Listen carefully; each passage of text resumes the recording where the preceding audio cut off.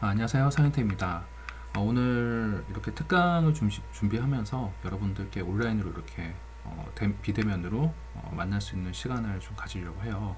일전에 제가 뭐 공지를 드리긴 했는데 저희가 이번에 그 코로나19 아직 여파가 남아 있어서 오프라인 수업이라든지 오프라인에서 현장 실습하는 것들이 좀 현실적으로 한계가 있기 때문에 이렇게 온라인으로 각자 이제 그 개별 프로젝트를 좀 준비하면서 회사에서 또 할당해 드리는 업무를 진행하시는 분들도 좀 계신데 그 외에 이제 부족한 부분은 이런 특강 형태로 한두 번 정도 여러분들께 이제 영상을 만들어서 배포하려고 하고 있습니다. 그래서 잠깐 이제 제 소개를 좀 드리면 아시는 분은 계시겠지만 일단 저는 그 게임업계에서 한 12년, 또 컨텐츠 분야에서 12년에서 13년 정도 개발 경력을 가지고 있습니다. 그래서 여기 지금 크레인트라고 하는 회사에서부터 시작해서 드래곤플라이까지가 이제 PC랑 모바일 게임 개발 경험을 좀 가지고 있고요. 그 뒤에 이제 볼레 크리에이티브에서부터 더팀 엔터테인먼트까지는 VR과 AR 컨텐츠 개발을 주로 했었습니다. 그리고 이제 지금 있는 넷스트림에서는 이제 대표이사로 좀 취임을 하면서 회사의 전반적인 이제 경영이라든지 관리라든지 이런 부분을 좀 맡고 있는데요.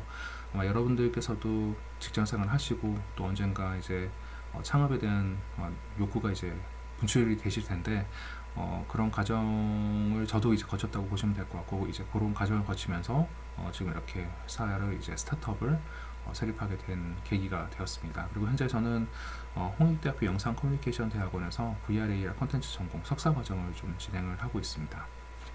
네, 제 소개는 뭐 이렇게 마치고요.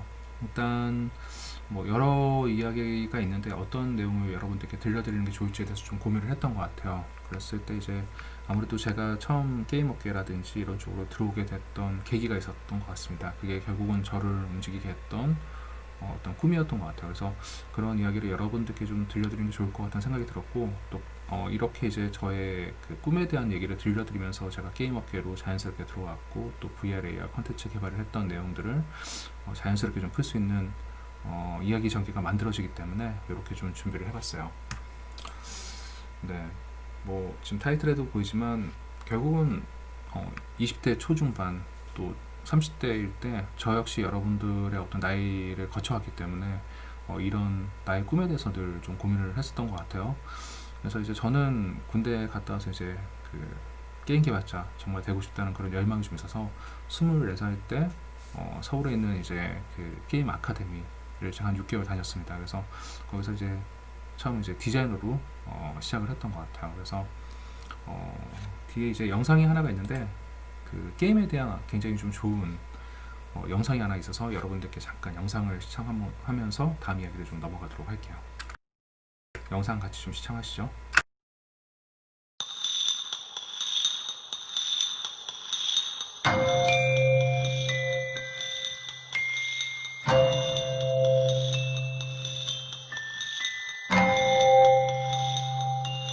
사람들은 게임이 단순하고 유치하다고 말하지만 수학, 미술, 음악, 문학 등 게임은 다양한 학문과 예술이 합쳐진 충분히 가치 있는 종합예술 매체입니다. 숫자들의 치열한 전투를 통해 모니터에 화면을 그려내고 아름다운 색감과 그림, 선율들로 우리의 눈과 귀를 즐겁게 해주며 때로는 감동스러운 이야기를 통해 사람들을 눈물 짓게도 만듭니다. 제작자가 전하고자 하는 메시지를 전달하는 매개체로서 인정과 공감을 받을 수 있는 작품으로서 자신이 경험한 것을 또는 경험하고 싶은 것들을 사람들과 나누고 함께 즐길 수 있는 멋진 소통수단이 됩니다. 이처럼 게임은 언제나 자신을 표현하고 나누고 함께 즐기고 싶어하는 사람의 자연스러운 본성을 다양한 방법으로 충족시킬 수 있는 이 시대의 새로운 예술입니다. 네, 영상 잘 보셨죠? 사실 여기 이 영상에서는 굉장히 좀 좋은 얘기가 많이 나왔던 것 같아요. 저 역시 이제 그 게임이라는 거를 사실 게임은 뭔가 이제 우리가 뭔가 몰입하게끔 만들고 또 그 몰입하는 행동 자체가 굉장히 좀 즐거운 것 같아요. 재미가 있으니까 게임을 하는 거고 또 그런 재미를 통해서 내가 계속해서 이 게임을 해야 되겠다는 생각도 좀 드는 거고 그리고 그러다 보니까 내가 게임 개발자가 되고 싶다는 생각도 들었던 거고, 여러분들 중에서는 아마 뭐 게임 개발에 관심을 가지고 계신 분들도 있고, 또 이제 그 게임이 아닌 빅게임 쪽 분야에 대해서도 관심 가지고 계신 분들도 많을 거라고 생각하는데, 어쨌든 내가 하고 싶은 것들, 또 내가 잘할 수 있는 게 뭔지를 20대 초반에 빨리 그것들을 좀 캐치해내고, 그 방법으로 인해서 내가 나의 어떤 자기 개발할 수 있는 것들을 집중해서 하다 보면 어느새 이제 여러분들도 전문가 레벨로 도달해 있을 거라고 생각이 좀 듭니다. 다음으로는 제가 이제 그 개발했던 게임 몇 편을 좀 소개를 좀 시켜드리려고 해요. 이제 제가 이제 들어갔던 게임 회사의 순서들인데요. 어떻게 보면 뭐 여러 회사들이 있지만 제가 좀 가장 즐겁게 했던 그런 게임 회사들이 될 것 같아요. 그래서 잠깐 제가 어떤 게임을 개발했는지 한번 잠깐 보여드릴게요.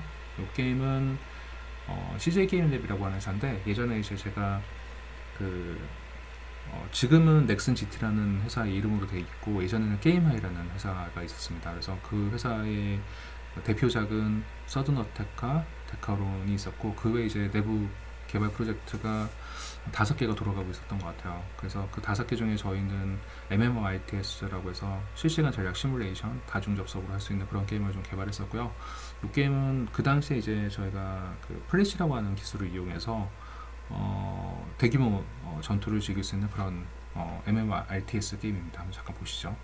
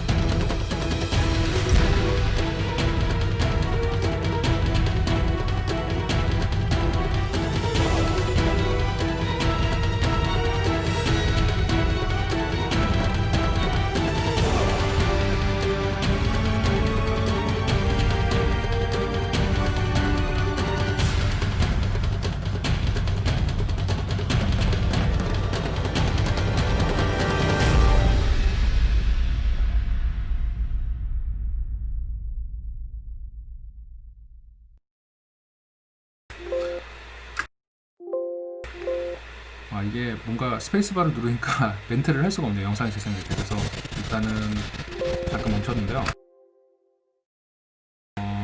다음 영상은 제가 이제 그 네오플이라고 하는 회사에서 이제 만들었던 FPS 게임입니다. 그래서 이게 뭔가 영상을 보면서 여러분들께 좀 설명을 좀 드리고 싶었는데, 단축키가 겹치다 보니까 스페이스바를 놓으면 제가 말하는 게 들리지가 않아서 녹음이 안 돼서, 일단은 좀 그 부분은 좀 이해해 주셨으면 좋겠고, 네오플은 제가 이제 입사할 당시에 그 가장 유명한 게임이 이제 던전 앤 파이터하고 사이퍼즈라는 게임이 있었어요. 그래서 뭐 여러분들 잘 아시다시피 던전 앤 파이터가 이제 그 한국에서도 인기 순위가 좀 있지만 중국에서 대박을 치면서 넥슨 계열사의 매출액의 한 절반 정도 차지해주는 그런 게임이 되겠습니다. 그래서 넥슨이 작년에 한 2조 4천억 원 정도 매출을 냈는데, 그 중에서 한 절반 정도가 이 네오플 던전 앤 파이터에서 나왔다고 보시면 될 것 같아요. 그만큼 이제 중국에서 데이트를 쳤었고, 개인적으로 이제 넥슨은 제가 봤을 때는 그 서비스 운영이라든지 이런 것들을 비교적 잘하는 회사라고 좀 생각을 하고 있고, 특히 이제 이렇게 흥행하고 있는 게임을 운영을 굉장히 좀 잘하고 있는 게임 회사라고 보면 될 것 같아요. 그래서 제가 이제 만들었던 퍼스트 어설트, 당시 이제 저희가 프로젝트명은 고스트 인 더 쉘 온라인이라고 해서 공각기동도 온라인인데, 영상 잠깐 보시도록 하시죠.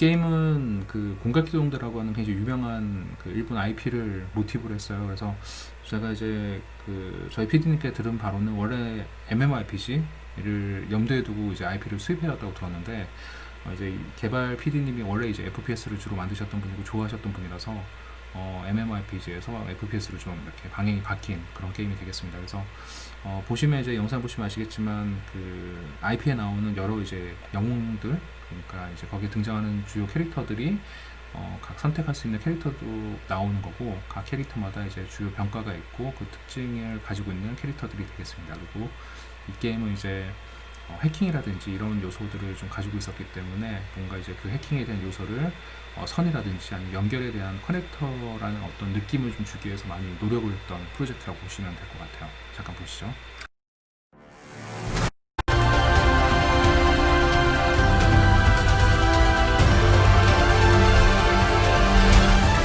바토, 쌀, 지금부터 전대전을 시작한다.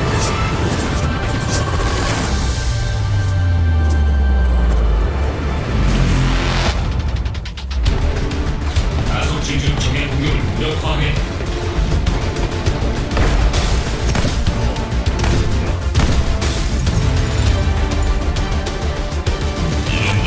안 놓치 옮겨주지.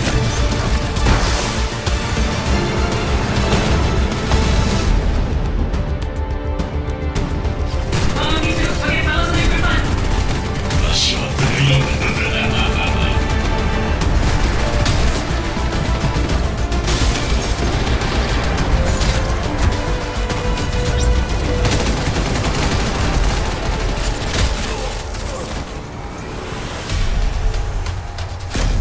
여러 스킬을 사용하여 영상 정보를 송신한다.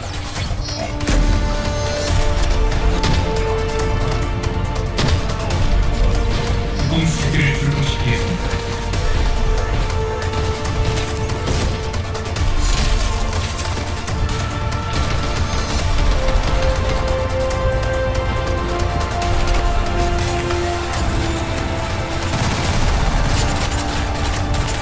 녀석, 샌드리버를 이쪽으로 두게 해주자.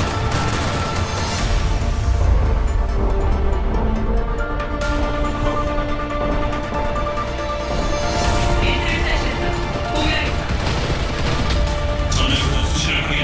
이상. 너들 신나서 죽는다.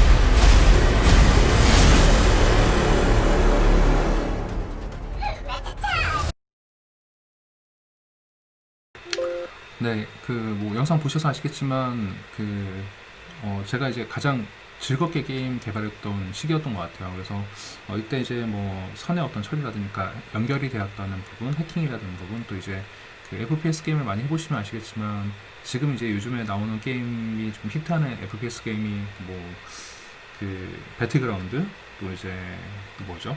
그 오버워치 이런 게임이잖아요. 근데 그 게임이 한 3년 전에 이게 출시됐을 때 그보다 이제 한 2년 정도 전에 사실 개발이 거의 완료가 되고 뭐 스팀에 서비스까지 됐었는데 아쉽게 국내 서비스는 못했어요. 여러 가지 좀 이유가 있었는데, 근데 이제 이게 2015년도인가 16년도에 이제 그 런칭을 했을 겁니다. 제 기억에 의하면. 그래서 사실 좀 많이 아쉬운 프로젝트인 것 같아요. 그 전에 이제 다양한 이제 FPS 게임도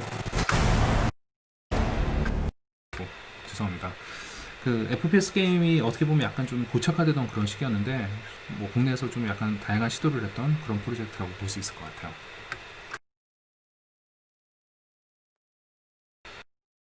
네, 그래서 이제 그 좀 이제 개발에 대한 얘기로 잠깐 넘어가는데, 이제 우리가 보통 그 게임 회사에서 게임 개발할 때 이제 이런 어떤 플로우가 있습니다. 그래서 뭐 위에 보시면 이제 뭐 상업계부터 이제 라이브까지 이제 쭉 어떤 플로우가 있는데 처음에 이제 그 그 게임 개발을 하기 전에 이 게임이 그 시장의 어떤 포지션에서 성공할 수 있을지 없을지, 또 어느 정도 수익을 할 수 있을지 없을지 좀 검증하는 역할을 좀 하고, 또 이제 어떤 여러 가지 정치적인 이슈로 인해서 뭐 좋은 IP가 이제 기업들 간의 뭔가 협업으로 인해서 선정이 좀 되고, 그런 IP를 도입해서 이번에 이런 게임 만들어 보는 게 어떨까라고 이제 논의가 되면 그렇게 해서 이제 프로젝트가 보통 탄생하는 경우들이 좀 덜어 있어요. 아니면 이제 원래 잘 되던 게임 자체가 후속작을 나타내면서 나오는 게임들도 있고. 근데 어쨌든 처음에 이제 게임 개발하기 전에는 항상 이제 사업 기획이라고 해서 사업성에 대한 이제 그런 부분에 대해서 검증을 좀 하는 부분이 있고, 그다음에 이제 실제로 이제 개발 부분은 이제 게임 기획부터 시작해서 아트, 사운드, 프로그램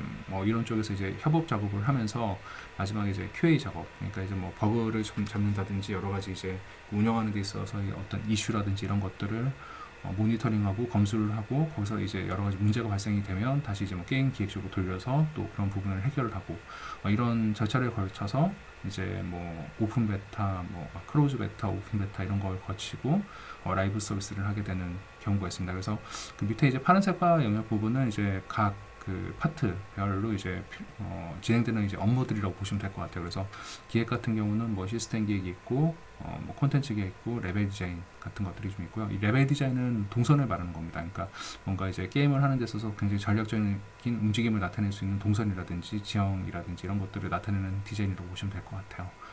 그리고 이제 아트 같은 경우는 뭐 이렇게 원화 그 그림 같은 이제 컨셉이 있고, 그다음에 이제 캐릭터 그 원화를 기초로 해서 이제 캐릭터 모델링이 나오고, 또 배경 모델링이 나오고, 이제 캐릭터 모델링이 나오면 여러 가지 이제 애니메이션을 입히는 애니메이터가 있고, 또 이제 이펙터를 하시는 전문 디자이너, 그리고 UX, UI 디자인을 하시는 분이 계십니다. 사운드 같은 경우는 이거는 좀 큰 회사, 중견 이상으로 가지 있는 포지션이긴 한데, 뭐 작은 회사 같은 경우는 대부분 다 외주를 좀 주는 경우가 있고요.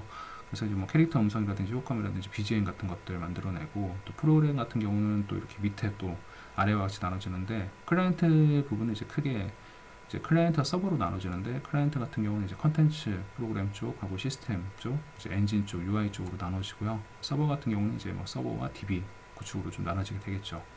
그리고 이제 QA 같은 경우는 이렇게 이제 그 한 사이클이 돈 그 어떤 빌드, 이제 최종 결과물을 뽑아내는 이제 작업물이 이제 빌드라고 하는데, 그 빌드를 뽑아내게 되면 그 빌드를 이제 여러 가지 QA를 거쳐서 이제 문제점을 잡아내고, 그런 것들이 이제 이상이 없으면 라이브 서비스를 하게 됩니다.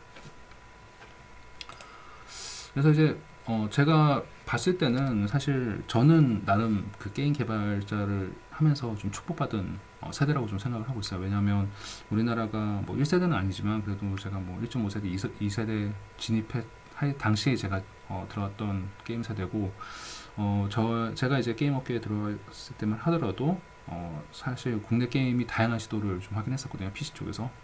그리고 그런 어떻게 보면 다양한 시도를 하다 보니까 군소 이제 기업들이 많았었고, 지금은 이제 이런 중소기업들이 헤쳐 모여서 이제 대기업들 위주로 좀 많이 시장이 재편됐는데, 어쨌든 그때는 정말 다양한 게임 회사들, 또 다양한 시도가 많았었기 때문에 사실 이제 신입들이 들어가기도 생각보다 좀 지금보다는 좀 수월했던 시기가 아니었나 이런 생각이 좀 들어요. 근데 이제 여러분들 잘 아시다시피 그 애플의 아이폰이 나오면서 이렇게 PC 게임에서 모바일 게임이 어떻게 보면 이제 산업의 어떤 패러다임이 바뀌는 시기로 도래를 좀 했었고, 그러다 보니까 지금 뭐 이제 예전에는 뭐 넥슨, NC, 넷마블, 뭐 네오이즈 뭐 이런 회사들, 뭐 빅4, 빅3, 뭐 빅5 이런 회사들이 쭉 있었는데, 그 모바일 게임으로 접어들면서 이제 모바일 게임의 강자들이 새로 생기기 시작했었죠. 뭐 넷마블이라든지 컴투스라든지 뭐 433, 뭐 그 썬데이 토즈, 컴투스, 게임빌 이런 회사들이 치고 올라왔었고, 그런데 이제 또 재밌는 거는 이런 회사들이 이제 뭐 그 과거의 영광이라고 할까요? 그러니까 결국은 이제 큰 회사들은 저력이 좀 있는 것 같아요. 결국 이제 어떤 막강한 자본력이라든지 대규모 이제 개발 프로젝트를 운영할 수 있는 그런 능력이 있는 회사다 보니까 자기들만의 또 페이스를 이렇게 끌어올리는 그 역할을 좀 하게 됐었고요. 이게 2017년도 자료긴 한데, 2017년도에 이제 그 우리나라에서 매출 2조가 나는 회사가 2개가 생기기 시작했어요, 게임 업계에서. 그리고 매출 1조가 넘는 회사도 3개가 생겼고, 그러니까 그만큼 이제 게임 업계도 굉장히 이제 그 산업화되고 고도화되면서 메이저 회사들이 이제 어떻게 보면 시장을 좀 주도하는 그런 시장이 됐었고, 그러다 보니까 이제 PC에서 모바일 게임으로 이제 들어오면서 가장 또 새로운 트렌드 중 하나가 이제 그 틈새 시장이라고 있거든요. 그러니까 모바일 게임에서도 이제 PC 같은 경우는 원래 이제 그 개발 기간도 좀 길 뿐더러 또 거기에 다양한 컨텐츠들이 들어가는데, 모바일 같은 경우는 모바일도 이제 좀 긴 프로젝트가 있지만 또 이렇게 어떻게 보면 그 모드 있잖아요. 특정 모드를 잘라서 만드는 그런 게임들이 많이 출시가 됐었고, 또 흥행도 많이 하던 시기가 좀 도래했었던 것 같습니다. 그래서 어떻게 보면 이런 부분을 좀 빨리 캐치하셨던 분들이 빠르게 시장에 좀 진입을 해서 여러 가지 시장의 어떤 과실을 맛보는 그런 시기가 됐던 것 같아요. 그래서 뭐 잠깐 보시면 이게 이제 2015년도 전이긴 한데, 사실 이제 1998년도부터 어떻게 보면 2012년도, 그러니까 그 모바일 게임이 이제 그 태동하기 전까지는 사실 그 넥슨과 NC소프트가 시장을 어떻게 보면 굉장히 이제 다양한 이슈를 좀 만들어냈던 시기가 됐었고, 그 2012년도가 넘어가서면서부터 이제 모바일 게임 시장이 도래하면서 사실 이제 넷마블의 어떤 여러 가지 이슈들이 좀 많이 발생을 하게 됐던 것 같습니다. 또 근데 지금은 2019년도, 2020년도는 또 달라졌어요. 지금은 다시 이제 그 예전에 과거에 영광을 누렸던 넥슨이라든지 NC소프트 같은 회사들이 다시 이제 또 여러 가지 이슈를 만들면서 시장에 어떤 주목을 받고 있는 시기인 것 같습니다. 그래서 뭐 이런 것들을 봤을 때 영원한 건 없다. 그리고 이제 어떤 트렌드에 맞춰서 시장을 계속해서 변하고 있다. 이런 것들을 좀 볼 수 있는 것 같아요. 작년에 이제 그 넥슨의 김정주 회장이 그 회사를 매각하려고 했잖아요. 굉장히 이제 좀 화제가 됐었는데, 넥슨 같은 회사는 이제 그 업계에서 이제 이런 얘기가 있어요. 그러니까 NC소프트 같은 경우는 개발을 굉장히 좀 잘하는 회사로 많이 알려져 있고, 넥슨 같은 회사는 뭐 개발 잘하죠. 근데 이제 그런 것에 좀 더 이슈를 받는 거는, 이 회사는 이제 회사를 그러니까 어떻게 보면 잘 사고 그 잘 산 회사에서 매출을 잘 뽑아내는, 그러니까 운영을 좀 잘하는 회사로 이렇게 좀 많이 알려져 있습니다.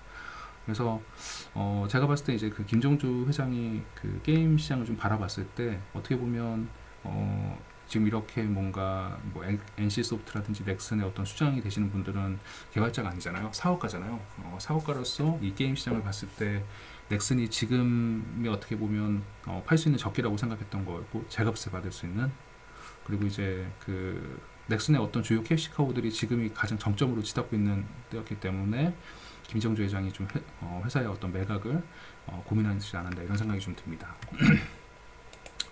그래서 이제 저는 그 제가 이제 2016년도 이제 VR 15년도 16년도 이제 들어왔을 때, 사실 이제 제가 PC 게임 개발했을 때는 모바일 게임 시장이 이렇게 커질 거라고 전혀 생각을 못했던 것 같아요. 사실 모바일 게임은 게임으로도 안 보던 그런 시기였기 때문에. 근데 이제 모바일 게임 시장이 어떻게 보면 시장이 메인스트림으로 좀 부상을 했었고, 이제 뭐 저보다 좀 빠르게 모바일 게임 시장에 진입했던 뭐 선배들이나 동기들의 어떤 성공 사례를 봤을 때 그런 부분에 대해서 늘 좀 아쉬움과 갈망이 좀 있었던 것 같습니다. 그래서 오큘러스가 이제 VR 그 사업을 시작하고, 또 페이스북이 오큘러스 인수하면서 여러 가지 이제 이슈가 있었는데, 그때 이제 제가 이제 어떻게 보면 그 넥스트 게임에 대해서 고민을 하던 차에 이제 VR을 좀 보게 됐던 것 같아요. 그래서 그 당시, 그러니까 2015년도 당시에는 그래, 그 VR이라는 게 어떻게 보면 새로운 게임의 어떤 게임 체인저가 될 수 있겠다, 이런 생각이 좀 들었던 것 같습니다.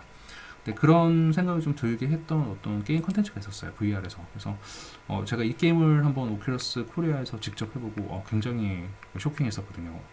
이런 VR HMD를 쓰고 이런 몰입감을 나타낼 수 있는 게임들이 나오게 되면 시장 정말 바뀔 수 있겠다, 이런 생각을 했는데, 그 제가 이제 느꼈던 게임을 한번 여러분들께 잠깐 보여드릴게요. 블랙 트레인이라고 하는 게임인데, 이 게임은 언리얼 엔진 개발팀이 이제 VR 팀으로 좀 분리된 팀이 있었어요. 그래서 그 팀이 만들었던 어떻게 보면 테크 데모 게임인데, 굉장히 VR의 어떤 느낌을 잘 살렸습니다. 이게 5년 전이거든요. 근데 지금 이 영상을 봐도 사실은 이 게임보다 뛰어난 게임을 아직도 못 만들고 있는 것 같아요, 제가 봤을 때. 그래서 한번 잠깐 영상 한번 보시죠. Initializing simulation. We are now pulling into the rail station. Be alert. The enemy will be waiting for you. Freeze! Grab and throw bullets.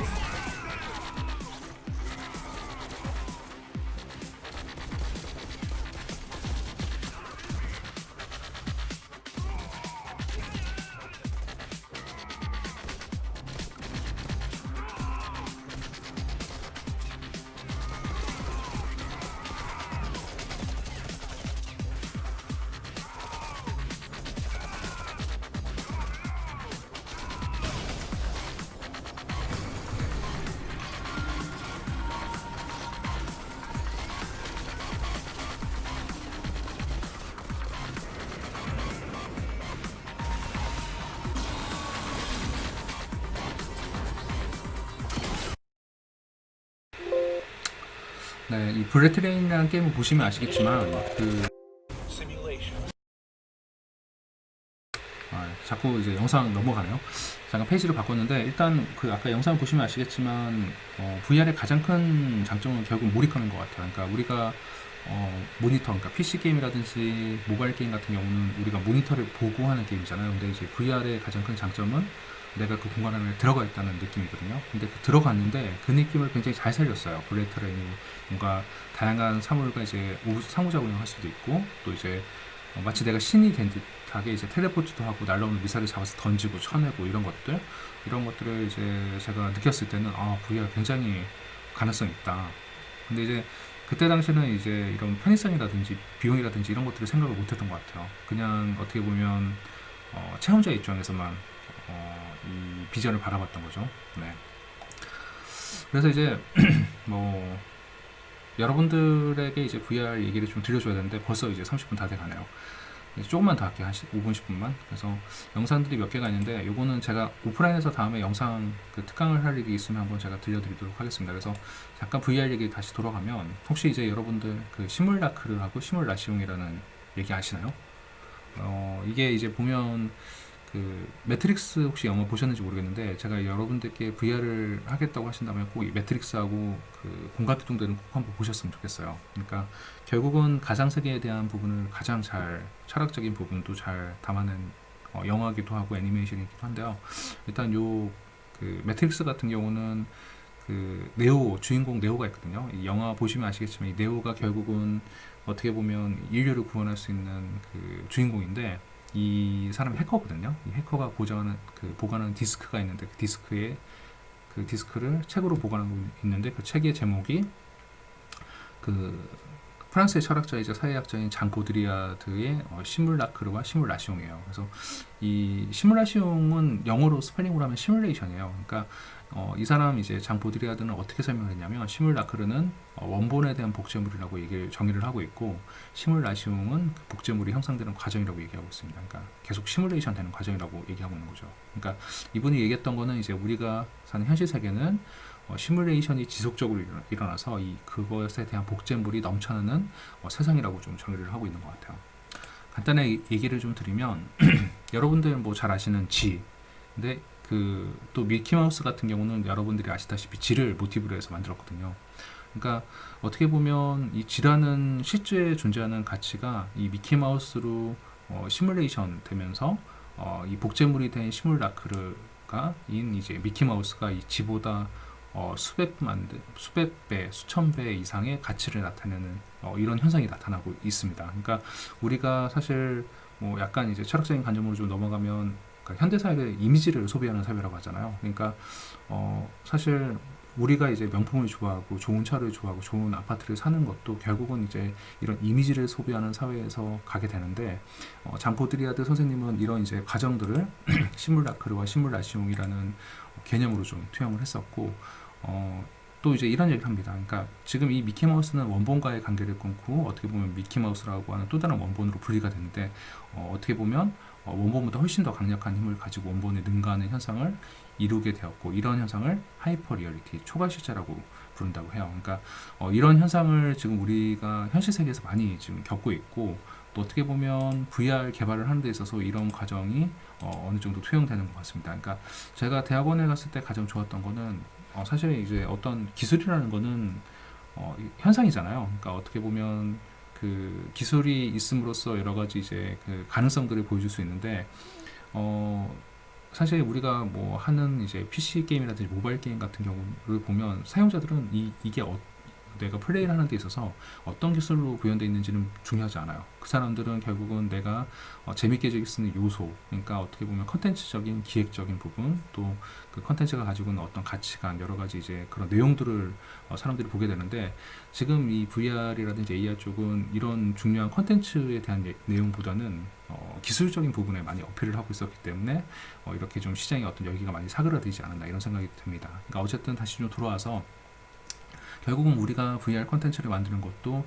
현실 세계를 복제해서 만들고 있는 거예요. 그래서 우리가 만드는 모든 이제 뭐 현실 세계에 들어가는 여러 가지 이제 3D 오브젝트들, 또 캐릭터들 이런 것들은 다 현실 세계를 복제하고 있고, 또 이제 그렇게 해서 나오는 이제 VR 컨텐츠들은 어떻게 보면 이렇게 복제된 복제물이 되는 거죠. 시뮬라크가 되는 거죠. 그래서 이제 우리는 현대인들은 이제 이런 VR 기술들을 이용해서 어떻게 보면 찰나의 어떤 그 느낌, 현장감과 몰입감을 느끼기 위해서 비용을 지금 지불하고,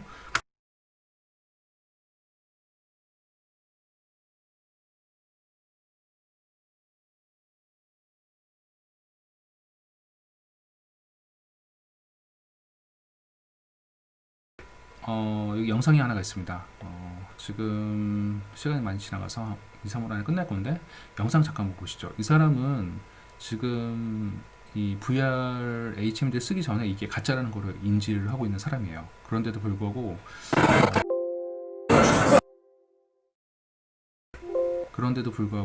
굉장히 몰입에 빠져 있는 사람이에요.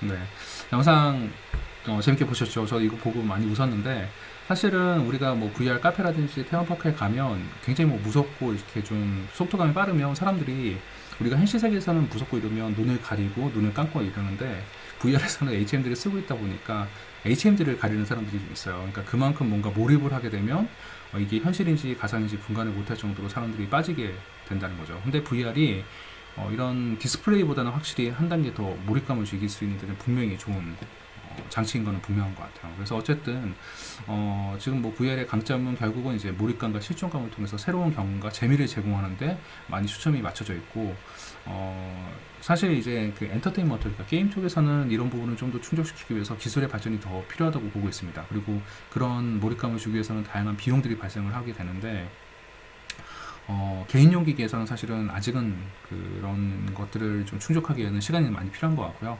그에 반해서 이제 이런 B2B라든지 B2G, 그러니까 비즈니스 투 비즈니스, 비즈니스 투 이제 가버먼트, 그러니까 정부 관공서라든지 기업들의 대상으로 하는 VR 컨텐츠라든지 기자재는 이게 비싸더라도 이제 그것들을 사용할 만한 이유가 충분하기 때문에 사실 어떻게 보면 B2B라든지 B2G 쪽 비즈니스 같은 경우는 어떻게 보면 좀 더 가능성이 있고 좋은 효과를 낼 수 있다고 좀 보고 있습니다.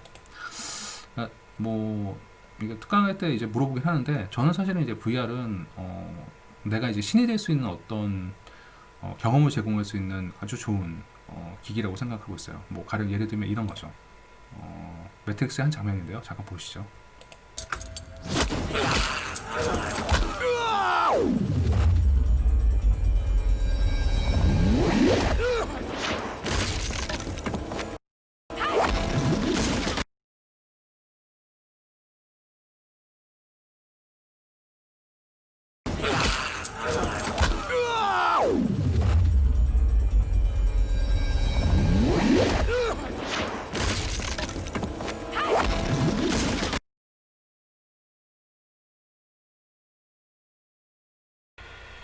네, 보시면 아시겠지만 여기 이제 나오는 트리니티라고 하는 여자 주인공이 그 굉장히 이제 초인적인 힘을 발휘하잖아요. 매트릭스라는 가상 공간에서 이제 발휘하는 힘이거든요. 그러니까 제가 봤을 때는 VR은 어떻게 보면 사용자들에게 내가 이제 그 역할을 수행할 수 있는 새로운 어떤 역할을 부여한다든지, 내가 그 공간에 들어갔을 때 신이 될 수 있는 능력을 발휘할 수 있게끔 하든지, 그런 부분에 있어서 굉장히 좀 좋은 경험을 해줄 수 있는, 그러니까 경험인 거죠. 그러니까 경험을 해줄 수 있는 좋은 툴이라고 생각이 듭니다. 요건 이제 일본에서 이제 또 출시했던 건데요.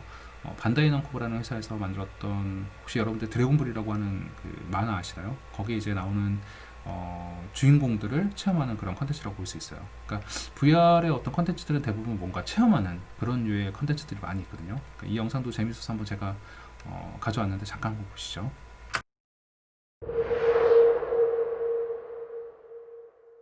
オラが教えたことやればおめえは負けくね。頑張ってこいよ。よーい始め。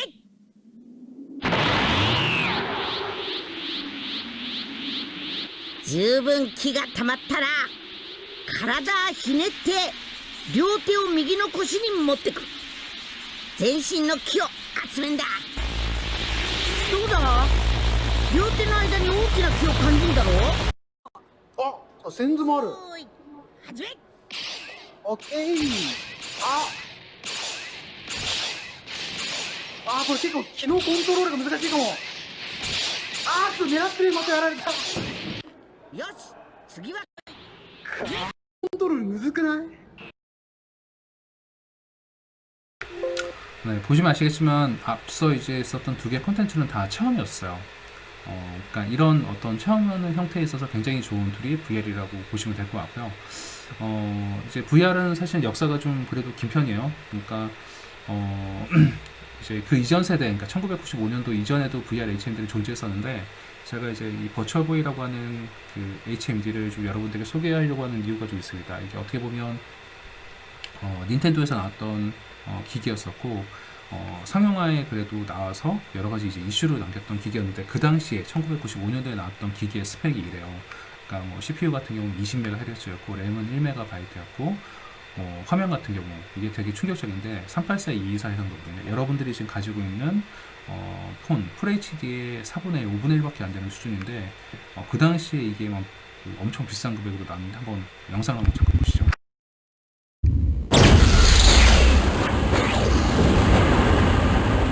Enter the unique world of virtual gameplay with Nintendo Virtual Boy, the first three-dimensional stereo immersive 32-bit video game system ever. Virtual Boy is so advanced it can't be viewed on conventional TV or LCD screens. Virtual Boy comes with the Mario's Tennis Game Pack, featuring a three-dimensional court with depth that only Virtual Boy can deliver. Play singles or doubles in either one or two-player mode. Nintendo Virtual Boy, a 3D game for a 3D world.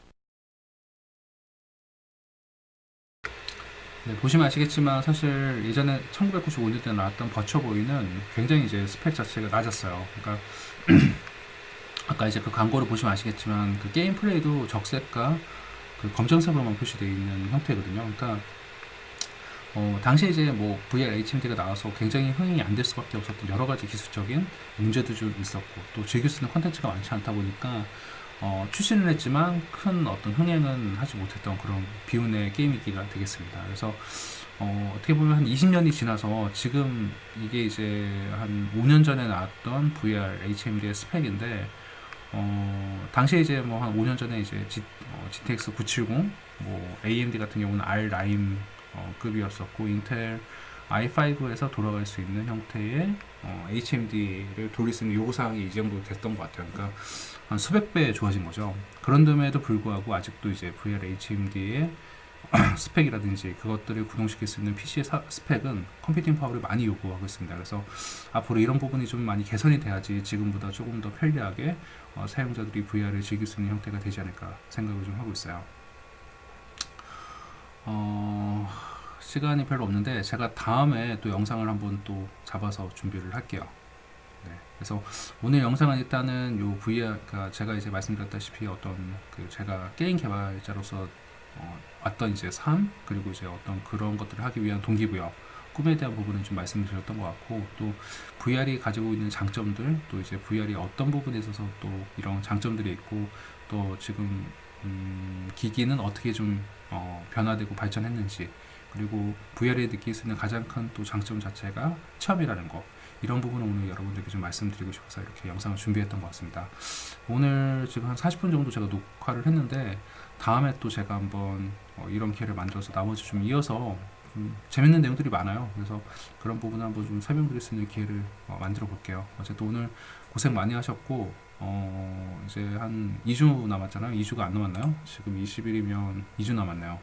그러니까 남은 2주 동안 여러분들이 좀 유종의 미를 좀 거둘 수 있었으면 좋겠고, 제가 아마 다음 학기에 캡스톤 디자인 과정을 아마 강의를 하게 될 것 같은데, 그때 이런 부분에 대해서 좀 많이 얘기를 드릴 수 있을 것 같아요. 그래서 그런 부분에 대해서 좀 설명을 드릴 수 있는 시간도 가지도록 하겠습니다. 아무튼 그 한 주 잘 보내시고, 또 새로운 한 주 시작하는 만큼 또 여러분들 이제 메신저에서도 볼 수 있었으면 좋겠습니다. 이상으로 제 특강 마치도록 하겠습니다. 감사합니다.